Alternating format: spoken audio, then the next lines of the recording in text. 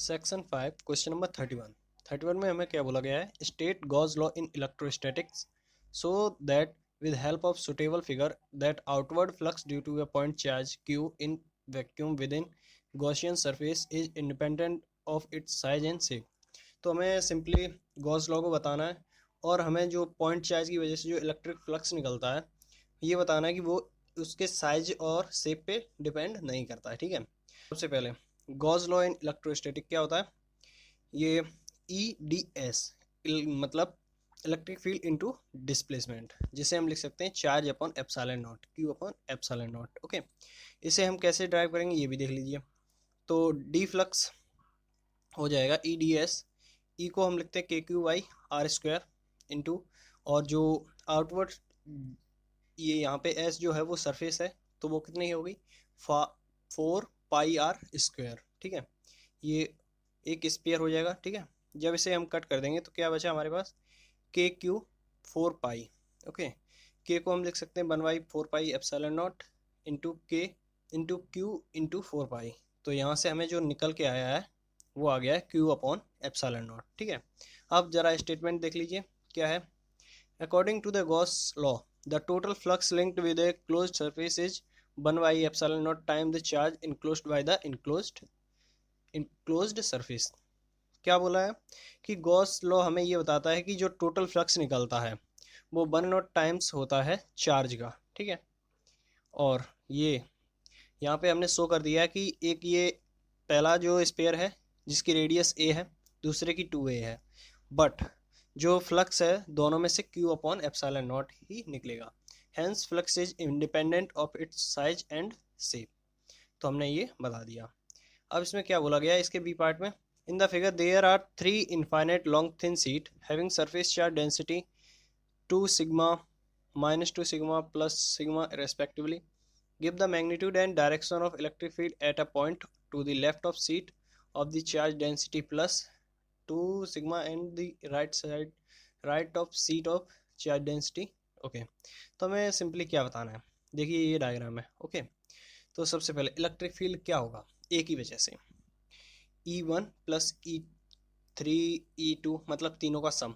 ठीक है, जो होगा वो क्या हो जाएगा, हमें ए में देखना है सबसे पहले। ए रीजन में, ए रीजन में क्या हो जाएगा, इन तीनों की वजह से होगा, तीनों की वजह से कितना कितना होगा वो हमें कैलकुलेट करना है। तो 2 sigma upon 2 epsilon not, one side पे सिग्मा अपॉन 2 एप्सिलॉन नॉट हो जाएगा, दोनों साइड पे सिग्मा अपॉन एप्सिलॉन नॉट होता है। ठीक है, तो इसमें कंफ्यूज नहीं होने का। तो यहाँ पे जो आया है electric field at A sigma upon 2 epsilon not towards left. Okay, ऐसे ही हमें डी में देखना है। तो डी में क्या है, दो तीनों की वजह से हम देख लेंगे। ठीक है, तो वहाँ पे क्या है, electric field at D sigma upon 2 epsilon not towards right. Okay, तो ये हमारे पास आ गया, बस हमें इतना ही प्रूफ करना था, ये डायग्राम जो बनाया था बस।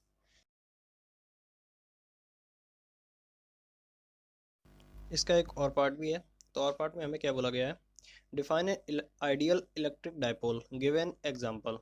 तो आइडियल इलेक्ट्रिक डाइपोल क्या होता है, an ideal dipole consist of two very large charge plus q and minus q separated by a very small distance। तो इसमें क्या होता है कि आइडियल इलेक्ट्रिक डाइपोल में तो हमें दो बड़े चार्जेस प्लस क्यू और एक उसका अपोजिट माइनस क्यू। ठीक है, और उनके बीच की जो डिस्टेंस होनी चाहिए वो बहुत कम होनी चाहिए। तो एग्जांपल हो जाएगा HCl molecule, hydrogen plus chlorine molecule. ठीक है, अब आते हैं इसके बी पार्ट पे। बी पार्ट में हमें क्या बोला गया, drive an expression for the torque experienced bye an electric dipole in an uniform electric field, what is the net force acting on this dipole. तो यहाँ पे देखिए फिगर, यहाँ पे यूनिफॉर्म इलेक्ट्रिक फील्ड है। ओके, और ये डाइपोल रखा है। तो टॉर्क का फॉर्मूला हो जाएगा force into perpendicular distance, force लगेगी जो डाइपोल पे परपेंडिकुलरली। ठीक है, उसे हम टॉर्क बोलते हैं।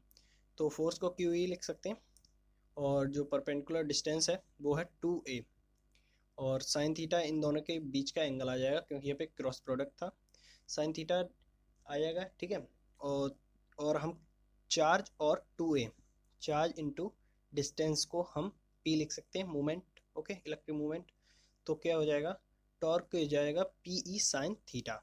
ओके, तो अब जब हम नेट फोर्स इसमें क्या होता है कि यहाँ पे फोर्स प्लस पे लगता है अलोंग द इलेक्ट्रिक फील्ड और माइनस पे लगता है अपोजिट। तो यहाँ पे जो होता है नेट फोर्स इक्वल होता है, अपोजिट होता है, तो यहाँ पे नेट फोर्स 0 हो जाएगा। अब आते हैं इसके सी पार्ट पे। सी पार्ट में हमें क्या बोला गया है, an electric dipole of length 2 centimetre is placed with its axis making an angle of 60 degree with respect to uniform electric field 10 to the power 5 Newton per coulomb. Okay, or if it's experienced a torque of 803 Newton meter, calculate the magnitude of charge on the dipole and its potential energy. तो हमें क्या बोला गया है, देखिए सबसे पहले given क्या रखा है, 2a मतलब लेंथ जो दोनों चार्ज के बीच में, डायपोल के दोनों चार्ज के बीच की जो डिस्टेंस है वो है 2 सेंटीमीटर, जिसे सबसे पहले मीटर में चेंज कर लिया। ओके, थीटा हमारे पास 60 डिग्री और इलेक्ट्रिक फील्ड है 10 to the power 5। Okay, torque भी हमें दे रखा है, तो सिंपली आप फॉर्मूले में पुट करेंगे तो क्या हो जाएगा, torque is equal to P E sine theta. तो टॉर्क हमारे पास है, मैग्नेटिक मूवमेंट कैसे निकलता है, सॉरी इलेक्ट्रिक मूवमेंट कैसे निकलेगा, तो वो हो जाएगा 2 सेंटीमीटर हमें दे रखा था, ठीक है, 2 into Q into 10 to the power 5 sine 60 degree. जब इसमें हम पुट कर देंगे तो हमें जो चार्ज की वैल्यू चाहिए थी वो आ गई 8 into 10 to the power -3। Potential energy भी बोली थी इसमें, तो पोटेंशियल एनर्जी हम कैसे निकाल देंगे, पोटेंशियल एनर्जी का फॉर्मूला होता है minus P E cos theta, ठीक है, माइनस में, तो minus Q into 2a into electric field into cos theta. जब इसमें हम पुट करेंगे तो हमारा फाइनल आंसर आ रहा है -8 जूल्स। तो -8 जूल्स यहाँ पे हमारा फाइनल आंसर आ गया। ओके, क्वेश्चन नंबर 32, पहला पार्ट है, derive the expression for the current flowing in an ideal capacitor and its resistance when connected to an AC source of voltage V equal to V naught sine omega t. तो हमें expression लिखनी है, expression बनानी है, ठीक है, current की, और हमें वोल्टेज दे रखा है। तो सबसे पहले ये डायग्राम से समझ लो, एक कैपेसिटर लगा है, एसी करंट, जिसकी वोल्टेज है V naught sine omega t. तो क्या होता है कि करंट को हम लिख सकते हैं D Q upon D T, okay, और Q को हम लिख सकते हैं कैपेसिटेंस इनटू वोल्टेज, ठीक है। तो इस तरीके से हम उसे ड्राइव करेंगे, ठीक है। तो C तो कांस्टेंट है, वो बाहर आ जाएगा, और V तो यहाँ पे डिफ्रेंशिएट हो रहा है एक तरीके से टाइम के रिस्पेक्ट में वोल्टेज। ओके, तो यहाँ से क्या आ गया, C V not omega sine cos omega T. Okay, differentiate करने के बाद, ओके, तो अब ऐसे हम क्या लिख सकते हैं, V not cos omega T upon 1 upon C omega, ठीक है। ये हम C ओमेगा को नीचे ले आए, ठीक है, लेकिन जब मल्टीप्लाई करेंगे तो वो ऊपर ही पहुंच जाएगा, ठीक है। तो यहाँ पे क्या होगा कि अब ऐसे हम जो 1 अपॉन C ओमेगा को हम लिख सकते हैं जीटा कैपेसिटर रेजिस्टेंस। ओके, तो जब इसे अब हम लिखेंगे तो V naught upon capacitance resistance into sine omega t plus pi by 2। Sine यहाँ पे कैसे होगा, क्योंकि पाई बाई 2 हमने प्लस कर दिया, ठीक है। तो यहाँ से जो हमें फाइनल एक्सप्रेशन मिली है वो है I equal to I naught sine omega t plus pi by 2। यहाँ पे क्या क्या टर्म है वो भी देख लो, where zeta C equal to 1 upon W C, मतलब जो हमारे पास थी ओमेगा सी, और यहाँ पे कैपेसिटेंस रेजिस्टेंस जिसे आई नॉट बोलते हैं हम। ओके, ये तो हमारा कंप्लीट हो गया। अब आते हैं इसके draw it's phasor diagram. Phasor diagram हमें बोला गया है, तो यहाँ पे अभी हमने देखा था कि V वोल्टेज जहाँ पे होती है, वोल्टेज हमने एक जगह मान ली कि ये वोल्टेज को शो कर रहा है। ओके, तो जो आई नॉट मतलब जो करंट होगा वो पाई बाई 2 उससे आगे होगा 90 डिग्री, ठीक है। पाई ओमेगा टी एंगल से 90 डिग्री जब हम आगे जाएंगे तो हमें करंट की वो डायरेक्शन या जो भी है वो मिल जाएगी, ठीक है। अब आते हैं इसके सी पार्ट पे, तो वो तो हो गया। सी पार्ट पे देख लेते हैं। अब सी पार्ट में हमें क्या बोला गया, if resistance is added in series to capacitor what changes will occur in the following current flowing in the circuit and phase angle between voltage and current। तो क्या होता है, देखो एक कैपेसिटर था, उसमें हमने एक रेजिस्टेंस उसके सीरीज में लगा दिया, तो हमें क्या चेंजेस मिलेंगे, ठीक है। तो यहाँ पे सी आर सर्किट बन गया, या आर सी सर्किट, ठीक है। तो उसमें क्या होता है, इफेक्टिव इम्पीडेंस मतलब जो रेजिस्टेंस होती है वो कैसे निकलेगी, Z equal to under root R square plus zeta C square. Okay, तो यहाँ से इफेक्टिव निकलेगी, और जो आई होती है करंट, उसे हम निकालेंगे वोल्टेज अपॉन इफेक्टिव इम्पीडेंस से। ठीक है, तो जैसे यहाँ से हम देख सकते हैं, जब हम इम्पीडेंस मतलब यहाँ पे रेजिस्टेंस बढ़ा दी, रेजिस्टेंस सेट किया हमने इसकी सीरीज में, तो यहाँ पे बढ़ गया है ना, तो यहाँ पे रेजिस्टेंस बढ़ा है, तो जो करंट है वो करंट का फ्लो कम हो गया। Okay, phasor angle, phasor angle कैसे होता, फेजर एंगल में हमें क्या देखना है, देखिए यहाँ पे cos phi is equal to R upon Z. Okay, तो यहाँ पे आर अपॉन जेड, ठीक है, रेजिस्टेंस अपॉन जेड, तो cos phi R upon R, तो यहाँ से अगर आर अपॉन आर, क्योंकि जो जेड होगी जब हम आर है जो वो इक्वल टू है जेड के, ठीक है, तो यहाँ पे कॉस फाई इक्वल टू 1 आ जाएगा, तो फाई इक्वल टू आ गया पाई बाई 2। ठीक है, तो इतना तो हमें समझ में आ गया। अब आगे ज़रा देखते हैं, तो यहाँ पे लिख सकते हैं हम as Z increase in this current, in this current increase, जैसे हम जेड इंक्रीज करेंगे वैसे ही हमें करंट को भी इंक्रीज करना पड़ेगा। ठीक है, तभी हम इक्वली रह सकते हैं। ठीक है, अब आते हैं इसके और पार्ट में, और पार्ट में हमें क्या बोला गया, state the principle of AC generator. AC generator का simply, electric generator is a device use to convert mechanical energy to electric, तो ये मैकेनिकल एनर्जी को इलेक्ट्रिकल एनर्जी में चेंज करता है, सिंपल है। प्रिंसिपल क्या होता है, it based on the principle of the electromagnetic induction, तो ये भी हमें सबको पता है कि ये इलेक्ट्रोमैग्नेटिक इंडक्शन के प्रिंसिपल पे वर्क करता है। तो क्या होता है ये, when a coil is rotated about an axis perpendicular to direction of uniform magnetic field and induced EMF is produced across it, तो क्या होता है जब एक कॉइल को हम उसकी एक्सिस पे घुमाते हैं जो रखी होती है यूनिफॉर्म मैग्नेटिक फील्ड में, परपेंडिकुलर, परपेंडिकुलर होनी चाहिए यूनिफॉर्म मैग्नेटिक फील्ड में, और जब हम उसे घुमाते हैं उसमें एक इंड्यूस्ड ईएमएफ जनरेट हो जाता है। ठीक है, तो अब देखते हैं इसका बी पार्ट, बी पार्ट में हमें क्या बोला गया, explain with the help of well level diagram its working and obtain the expression for the EMF generated in the coil। तो सबसे पहले ये डायग्राम है, ठीक है, यहाँ पे अलग अलग चीज़ें हैं वो दिखा दी गई हैं। ओके, ये इनकी चाहो तो अब यहाँ पे बी ब्रुश को रिप्रेजेंट कर रहा है, कार्बन ब्रुशेस, और ये आर रिंग को कर रहे हैं स्प्लिट रिंग। ओके, ये रेजिस्टेंस हो गया, ठीक है, नॉर्थ साउथ ये मैग्नेट। ओके, वर्किंग हमें देख लेते हैं अभी यहाँ पे, as the coil rotates in magnetic field the effective area of the loop exposed to the magnetic field keeps on changing। देखो क्या होता है कि जब कॉइल मूव करती है तो जब एरिया परपेंडिकुलर हो जाएगा तो उस पर सबसे ज़्यादा फोर्स लगेगा। ठीक है, और एक्सिस के अबाउट घूम रहा है तो कभी एक ऊपर वाला एरिया होगा उसके अक्रॉस, ठीक है, तो इस तरीके से उस पर फोर्स लगता है जिसकी वजह से वो घूमती रहती है। ठीक है, magnetic field keeps on changing. ठीक है, hence magnetic flux change and an EMF is produce. तो एरिया जैसे ही घूमती है, तो जैसे ही सीट घूमती है तो उसका एरिया चेंज होता है ना, एंगल कुछ बना लेता है। सबसे ज़्यादा जब परपेंडिकुलर खड़ी होती है, मतलब परपेंडिकुलर है बिल्कुल मैग्नेटिक फील्ड लाइन से, तो क्या होगा कि उस पर सबसे ज़्यादा फोर्स लगेगा, मतलब सबसे ज़्यादा मैग्नेटिक फ्लक्स तब होगा। ओके, तो तब सबसे ज़्यादा घूमेगी। ओके, तो ऐसे ही जब एरिया चेंज होता है तो उसमें मैग्नेटिक फ्लक्स चेंज होगा। ओके, तो जिसकी वजह से ईएमएफ इंड्यूस हो जाता है। ठीक है, तो इसके लिए फॉर्मूला क्या है, जो मैग्नेटिक फ्लक्स होता है वो होता है एन बी ए कॉस थीटा, जिसे हम यहाँ पे कॉस थीटा की जगह ओमेगा टी भी रख सकते हैं क्योंकि यहाँ सर्कुलर मोशन हो रहा है एक्सेस के अराउंड। ओके, तो इंड्यूस्ड ईएमएफ क्या हो गया, minus N D phi upon D T, यहाँ पे magnetic flux upon time. Okay, तो अब इसे हम जब यहाँ पे रख देंगे इंड्यूस्ड ईएमएफ को इसमें, तो क्या होगा कि जो minus N B A D phi over D T cos omega t, तो यहाँ से हमारे पास क्या एट लास्ट आ जाएगा, ई इक्वल टू, मतलब इंड्यूस्ड ईएमएफ क्या आ जाएगा, एन बी ए ओमेगा साइन ओमेगा टी, यहाँ पे डिफ्रेंशिएट कर दिया। ओके, तो अब आते हैं इसके सी पार्ट में। सी पार्ट में हमें क्या बोला गया, is it possible to generate EMF without rotating the coil, explain.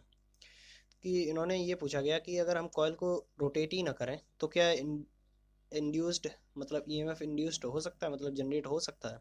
तो हाँ हो सकता है। Yes it is possible to generate EMF without rotating the coil by rotating या चेंजिंग मैग्नेटिक फील्ड। तो हम मैग्नेट को घुमा देते हैं, उसकी जो पोलैरिटी उसे चेंज करते रहते हैं बार बार, तो उसमें तब भी ईएमएफ इंड्यूस्ड हो जाएगा। ओके, तो ये यहाँ पर लास्ट क्वेश्चन, क्वेश्चन नंबर 33 में हमें क्या बोला गया, डिफाइन ए वेव फ्रंट। तो वेव फ्रंट क्या होता है, हमें डेफिनेशन लिखनी, it is the locus of all points in the field of an optical disturbance having same face at a given instant. Okay, तो ये हमें केवल लिखनी थी, ठीक है, इसे समझ भी लेते हैं। बी पार्ट में इससे हमें डायग्राम बोला है, तो क्या है, draw the diagram of to show the shape of plane wave front as they pass through a thin prism a thick convex lens state the nature of refractive wave front. सबसे पहले इसमें देखिए incident plane wave front, तो यहाँ पे जो एक wave का पूरा जो आ रहा है पूरा एक प्लेन, ठीक है, वो जब प्रिज्म में से पास होता है तो वो कुछ इस तरीके से जब निकलता है तो कुछ थोड़ा सा टेढ़ा हो जाता है, ठीक है, ट्रांसमिट प्लेन वेव फ्रंट कुछ तिरछा सा हो जाता है जब प्रिज्म में से गुजर जाता है, ठीक है। और जब सेकंड में देखिए, यहाँ पे सेकंड में क्या है, जब plane wave front convex lens से गुजरता है तो वो कुछ स्पेरिकल स्पेरिकल वेव फ्रंट में चेंज हो जाता है, जबकि जब जब ये प्रिज्म में से पास होता है तो रहता तो प्लेन ही है, बस थोड़ा सा मुड़ जाता है, ठीक है, उसकी डायरेक्शन थोड़ी चेंज हो जाती है, बट कॉन्वेक्स लेंस में ये स्फेरिकल हो जाता है लेकिन डायरेक्शन सेम ही रहती है। ओके, अब आते हैं सी पार्ट पे। सी पार्ट में हमें क्या बोला गया है, verify Snell law of refraction using Huygens principle. तो स्नेल लॉ ऑफ रिफ्लेक्शन को हमें बताना है, वेरीफाई करना है। तो क्या होता है, देखो यहाँ पे भी किस तरीके से ये जो A B incident wave front है, ठीक है, वो और ये A dash B dash refractive wave front है, ठीक है। तो यहाँ पे जो साइन आई मतलब एंगल ऑफ इंसिडेंस, ओके, तो साइन आई इक्वल टू हो जाएगा B B dash upon A B dash. Okay, ये कैसे हुआ है ये तो जानते ही होंगे। ओके, परपेंडिकुलर अपॉन हाइपोटेनियस, ठीक है, वैसे ही sine R refractive A A dash upon A B dash, ठीक है। तो यहाँ से जब हम इनको अपॉन में रखेंगे sine I upon sine R, तो वो क्या हो जाएगा, distance in air upon distance in glass. Okay, यही तो होगा यहाँ पे, डिस्टेंस इन एयर जो कवर की थी और जो डिस्टेंस ग्लास में कवर की थी उसका ही तो है। तो यहाँ पे क्या हो जाएगा, वेलोसिटी इनटू टाइम, ठीक है, टाइम तो इक्वली लगा रहा है, ठीक है, वेलोसिटी चेंज हुई है यहाँ पे। तो वेलोसिटी यहाँ पे जब एयर में थी तो वो सी थी, ओके, और जब ग्लास में थी तो वो ग्लास में थोड़ी कम होती है। तो जो ये जो एट लास्ट में हमें सी अपॉन वी आया है ये कांस्टेंट वैल्यू होती है। ओके, तो हमें बस इतना ही प्रूफ करना था कि स्नेल लॉ को वेरीफाई करना था, ठीक है। अब आते हैं इसके और पार्ट में। और पार्ट में हमें क्या बोला गया, state two main consideration taken into account while choosing the objective of astronomical telescope. तो क्या होता है कि हमें क्या चीज़ चूज़ करनी चाहिए जब हम एस्ट्रोनॉमिकल टेलीस्कोप को लेते हैं या फिर जो कुछ भी है, ठीक है। तो पहली चीज़ हमें ध्यान रखनी चाहिए, it should have convex lens of large focal length so as to have high magnifying power.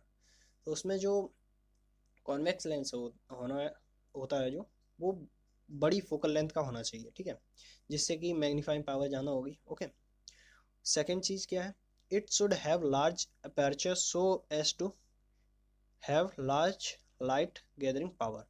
इसका जो अपर्चर मतलब जो फ्रंट मोड होता है, फ्रंट का जो होता है वो बड़ा होना चाहिए, जिससे कि ज़्यादा से ज़्यादा लाइट वो आ सके, ठीक है, गैदर कर सके, जिससे कि पावर में भी डिफरेंस आ जाता है, मतलब ज़्यादा लाइट होगी, ठीक है। बी में क्या होगा, ड्रॉ ए रे diagram of reflecting type telescope state it's magnifying power.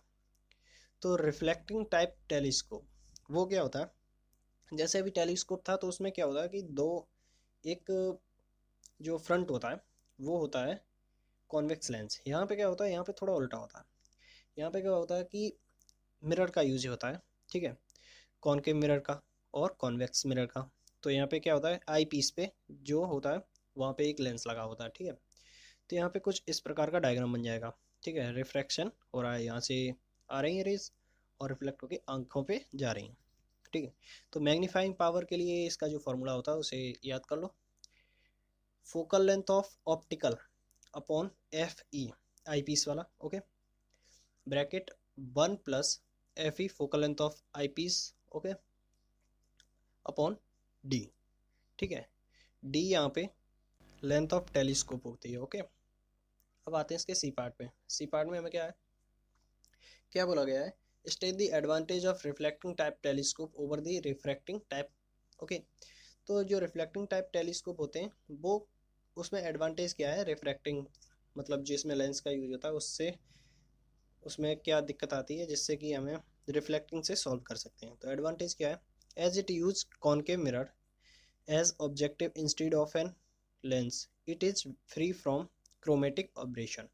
क्या होता है कि हम यहाँ पे कॉनकेव मिरर का यूज़ करते हैं लेंस की जगह, जिससे कि ये क्रोमेटिक एब्रेशन जो कलर का थोड़ा प्रॉब्लम आ जाता है उसे हटा दिया जाता है। क्रोमेटिक एब्रेशन क्या होती है, formation of coloured image of A white object.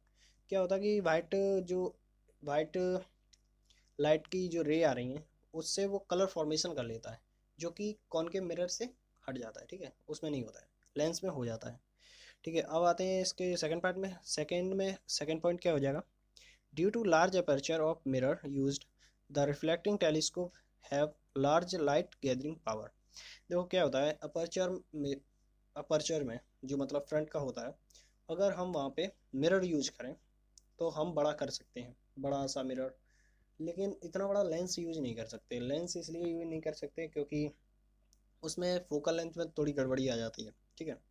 Focal length जो दो लेंसेज होते हैं आधे आधे, उनकी फोकल लेंथ में अगर डिफरेंस आ जाएगा तो वहाँ प्रॉब्लम आती है, लेकिन मिरर में ऐसी कोई प्रॉब्लम नहीं आती, और ये ज़्यादा से ज़्यादा लाइट गैदर कर सकता है जो कि पावर को इंक्रीज कर देता है, ठीक है। तो ये हमारा आंसर हो गया, ओके। तो यहाँ पे हो जाता है हमारा पूरा ख़त्म, ठीक है, ओके बाय।